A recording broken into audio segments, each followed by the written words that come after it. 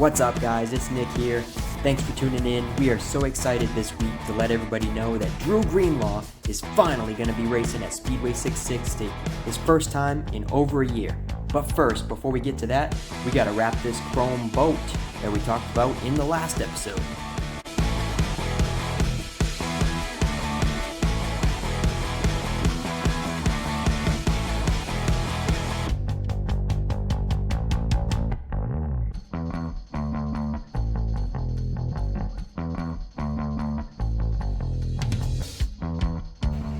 So Steve here with this boat, his initial idea was chrome, and I told him that they make such cooler colors nowadays, we should go with a newer style chrome, like this.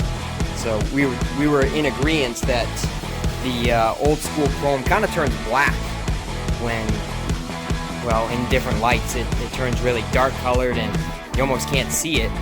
It's not as flashy as this. Jen, my girlfriend, she came up with the name Unicorn, and she's definitely right. It looks like that trifold color, the foam at the car wash that sprays on your car, looks like a unicorn. I'm thinking it kind of looks like cotton candy too, now that I think about it.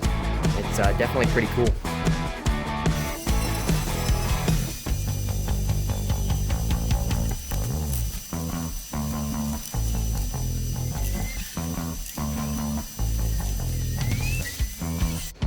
Alright, I just pulled her out into the sunlight, and check this out. Man, that's sick. With the sun reflecting off of it, that is giving off some awesome colors. Got the patriotic graphics all on it, and she is ready to go. Some factory looking StarCraft decals. Dude, what do you think?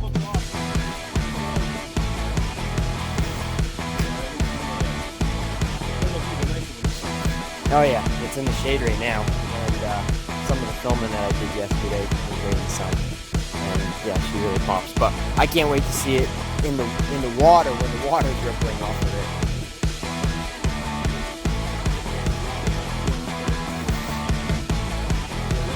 it. The Clam Digger Cadillac. Yeah, it is.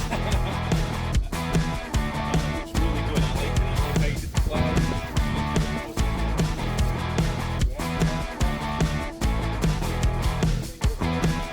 The picture of your kids on the back, pretty spot on.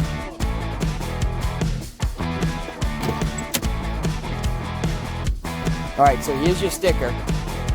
Let me keep your old lady warm. Tell me what the story is on this. I can't rate yet. No, nobody's gonna see it until at least next week. Oh, geez, I don't know. It's a little bit of an inside joke for a buddy of mine. All right. And I appreciate that. But no, it looks great. You did a great job. So what's the plans for this? She go on the ocean, or she stay on fresh water? Fresh and salt. Yeah. You know, just a little bit of fishing, take the kids fishing. My girlfriend isn't a real big fan of the water, but She'll stay home with the baby. That's why we have life jackets. Yeah.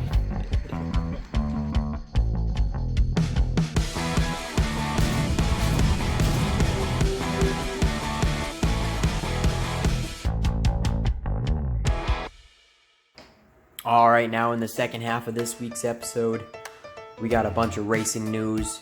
Right now, I'm working on Tater's NASCAR merchandise little single axle trailer. I gotta thank him for letting me do this cool project. Right now, I'm just doing the simple part, but earlier I did that front, that orange shredding flame wrap, and that was pretty intense. So this one's kind of like a partial wrap. I absolutely love how this thing came out. Tater's sells NASCAR and local racing merchandise, typically at Speedway 95 right now, and trying to get some things set up with the forthcoming Unity Raceway, possibly Wiscasset, and who knows, you might see him at the Oxford 250. But I've had the pleasure to work with some Canadian customers this year, the Oblinus fleet, Dave, their dad, and his daughters Courtney and Alexandra. And then we got the 38 Street Stock here. Justin Cole has been an awesome loyal customer, but Drew Greenlaw, they've been a great customer for a very long time. And last year, in the spring, we lettered his car right before COVID, and he didn't know that they weren't going to be able to race. And, well, Speedway 660 really didn't do any racing last year.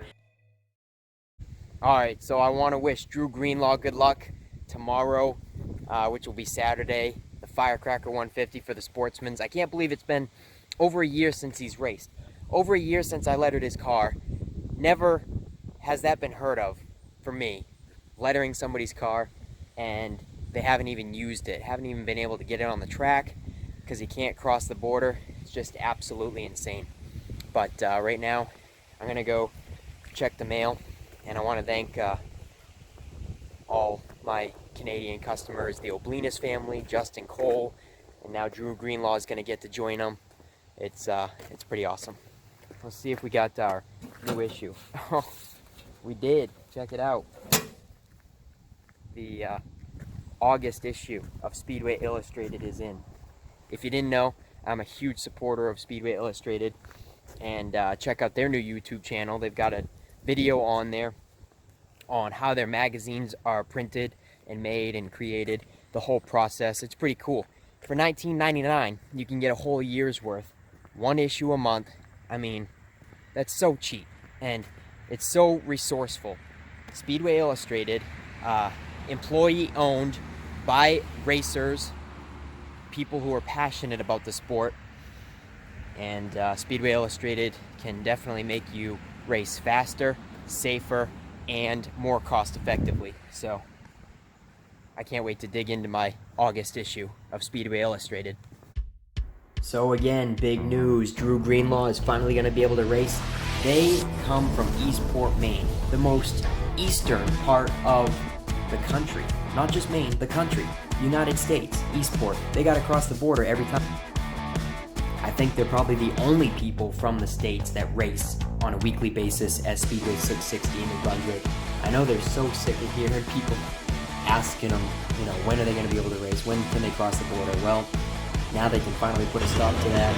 They can finally get across the border, hopefully tomorrow, and just in time for the biggest race of the year for the Sportsmen, the Firecracker 150.